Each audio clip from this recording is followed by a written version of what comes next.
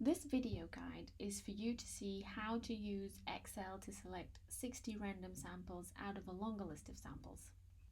What you might have is a laboratory information system in which you can select samples processed on a particular day and then copy that list into this Excel sheet. You might also just have them in another Excel sheet. In any case, I suggest you copy your complete list of samples, however many they are, into this column A. So what I'm going to do is generate a hypothetical list. I now have 217 unique hypothetical samples. Once you have your list of samples in column A, what you need in column B is you need to number your samples. So you need to number them from 1 up to however many samples you have in that list. If you have 3,500, they need to be numbered from 1 to 3,500. An easy way of doing this is by typing in your 1 with the first sample and then double clicking on the lower right corner. So it does, in mine, it default copied, but what you can then do at the bottom here is you can switch that from copy cells to fill series. And in this case, it fills it from 1 to however many rows you copied down. So my last sample is going to have number 217. Now, all of my samples are numbered, and then in column D, I'm going to then generate a random number. And that random number is going to be within the range corresponding to how many samples I have. So the function I'm going to use is called randbetween. And so if you're not used to using Excel, once you put in a function, everything starting with an equal sign is a function. And once you put in a function that Excel knows about, it will teach you with this little recipe that pops up here how to fill in for that function. So randbetween asks for a range, and in my case it's a range between 1 and 217. If you have 3,500 samples, it's a range between 1 and 3,500. So in this cell, I am now generating a random number between 1 and 217. And so every time I execute anything in this sheet, that number is going to change. I can write like this, and the minute I execute, it changes the number. That's okay for the time being. We will fix it once we have our numbers. The reason we're generating a random number is because we need to randomly select 60 samples. So we're randomly being given a number corresponding to one of these values in B. And these values correspond to actual samples in A. So what we could do is manually just say, okay, the random number given to me is 168, and then we can just scroll down and find number 168 and say, okay, I need to get sample 8062. Doing that 60 times, including duplicates, is a little bit laborious. So we're going to try and get Excel to find the corresponding samples for us. Now the way to do that is with the index match function. So once again, we're going to start our function with an equal sign, and we're going to put in index. Index is in itself a function, and we're going to embed match within the index function.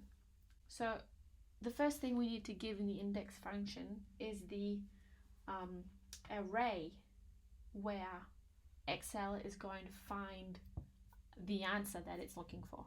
And the answer in our case is the sample. So the array is the entire list of samples. So it's A1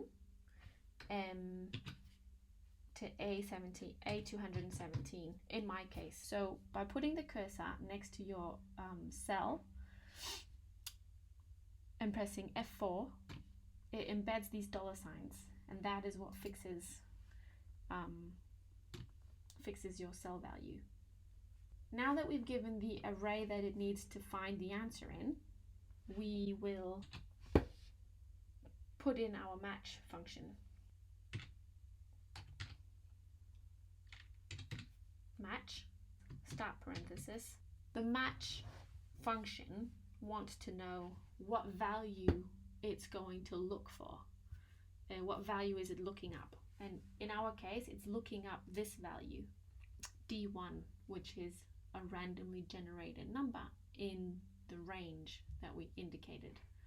So this particular cell value we are not fixing, because the minute we have this formula in this cell, we want it to be looking up the random number generated in this cell.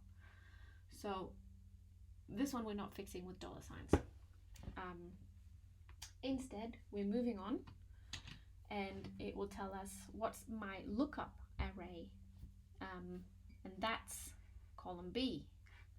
So we write B1, the numbering of our samples, and we press F4, so it fixes it, colon B217, F4 again, and it fixes it.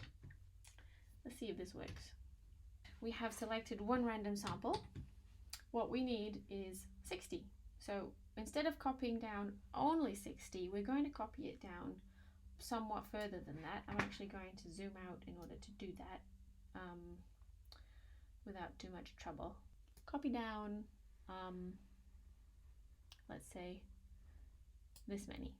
I need to select more than 60 first off, and I'm going to show you why. I've highlighted these two cells, and what I'm going to show you inside what's called conditional, this is called conditional formatting, I'm going to highlight my duplicate values. And you can see I have lots and lots and lots of duplicates, because when you randomly generate numbers, you are going to just randomly hit the same numbers over again. It's really not a big issue. There are ways around this with more complicated formulas, but I don't think it's quite worth it. What we're going to do is, because this constantly changes every time we execute something, we're going to copy it. So we say copy, and then when we paste it, we're not going to just go Command P or Control P. We're going to say paste special, and here we can choose values. So we're choosing values. I'm going to highlight this with duplicates again from conditional formatting, just for the visual of it, so that you can keep track of what's happening. Because what I'm going to do is first going to show you that when we said paste values, we pasted just the values. There's no function embedded in here in any of my cells, it's just values. So from columns H and I, what I want to do is, in the data tab, there is a function called remove duplicates. So it has pre-selected for me because I had selected them. Column H and I, removing duplicates, and then it tells me 142 duplicate values found and removed. 96 unique values remain. Okay, that's more than 60. So far so good. And my conditional formatting shows me that there are no duplicate values left in these two columns because nothing is pink. So basically, from this list, I can take my first 60. What you have to do is just take this list, because those are your sample names corresponding to real samples in whatever system you have. And I just orient myself over here. I know I have it copied down 60 times now, and I copy it and I put it in a new window. So these are my 60 random samples that I'm going to select for the study. I hope this was a clear video guide. Thank you so much for participating. And if we can be of any assistance whatsoever in your efforts towards this project, don't hesitate to tell us.